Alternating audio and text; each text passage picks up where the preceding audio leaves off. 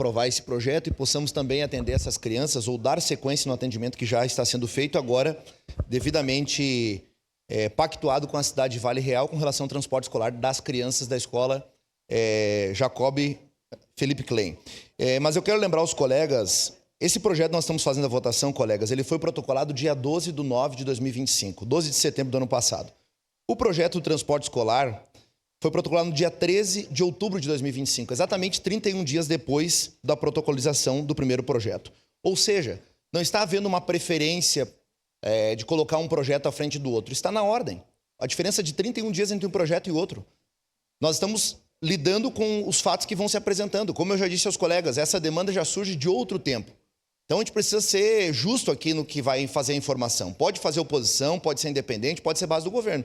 Agora, a gente tem que ser justo, não induzir a população a achar que o transporte escolar de Caxias está sendo deixado de lado, enquanto lá está sendo tratado. Não, está aqui, é data, ó. 12 de março de 2025 o projeto que nós estamos votando agora e 13 de outubro de 2025 o projeto que ainda está em tramitação dentro desta casa. Então, é preciso que sejamos coerentes e justos com relação às datas. Ademais, eu quero dizer para os colegas e, mais uma vez, incentivá-los. Procurem a secretária Marta. O vereador Odonei já procurou a secretária, já resolveu algumas demandas que ele tinha lá. Eu procurei a secretária Marta e resolvi algumas demandas. O vereador Pedro Rodrigues procurou a secretária e resolveu outras demandas. Vou dar um exemplo. Lá no Morro Alto, conhecido como Altos de Galópolis, tem uma comunidade lá chamada Jocum, Jovens com uma Missão. Lá nesse projeto tem 6 crianças que não estavam conseguindo transporte escolar.